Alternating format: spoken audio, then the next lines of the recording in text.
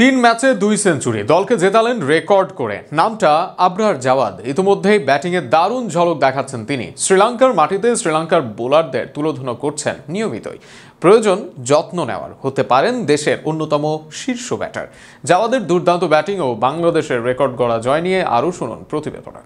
অল্পতেই বড় গল্প বলা বা শোনা বাংলাদেশের দর্শকদের কাছে নতুন কিছু নয়। অনূর্ধ্ব 19-এর জাওয়াদের ব্যাপারেও তাই এখন অতি উচ্চাকাঙ্ক্ষা রাখা অল্পতেই বাড়াবাড়ির মতন। তবে আলোচনা বা শিরোনাম না হওয়া তরুণরা যে আরও আগেই আড়াল হয়ে যায় সেটিও বাস্তবতা। আর আবরারের পারফরমেন্সই তাকে শিরোনাম করতে বাধ্য করেছে। শ্রীলঙ্কার বিপক্ষে তাদের মাঠে চলতি সিরিজের প্রথম ম্যাচেই হেরেছে যুব টাইগাররা। তবে দ্বিতীয় ম্যাচেই দলের ঢাল হয়ে দাঁড়িয়েছেন আবরার জাওয়াদ।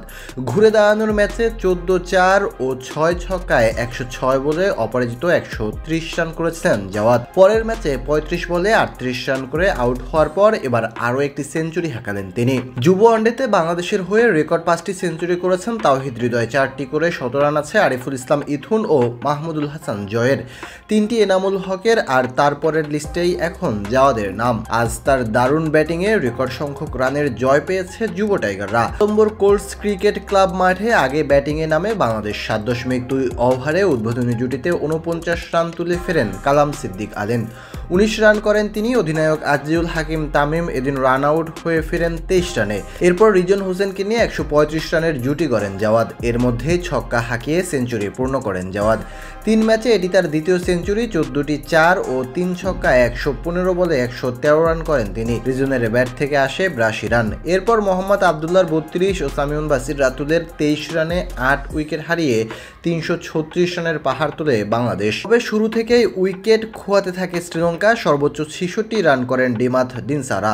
রাশিদের ব্যাটে আসে 39 রান। আল ফাহাদ এই ম্যাচেও শিকার করেন 3টি। সঞ্জিত মজুমদার ও তামিম নেন 2টি করে উইকেট। ম্যাচ জেতানো ইনিংসের পর জাওয়াদ বলেন, দেশের জন্য সেঞ্চুরি করতে পেরেছি, তাও 3 ম্যাচে 2টি। আমার জন্য দল জিততে পেরেছে, দলের জন্য অবদান রাখতে পেরেছি, এজন্য খুশি লাগছে। সামনে বিশ্বকাপ রয়েছে, আমাদের দলটা ব্যাটিং বোলিং 2 ক্ষেত্রেই খুব ভালো। আশা করি বিশ্বকাপে দেশের জন্য ভালো কিছু করব।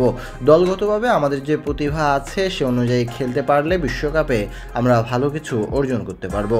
সম্ভাবনাময় এই ব্যাটারকে বিসিবি যথেষ্ট যত্ন করে বিশ্বমানের করবে, এমনটাই প্রত্যাশা।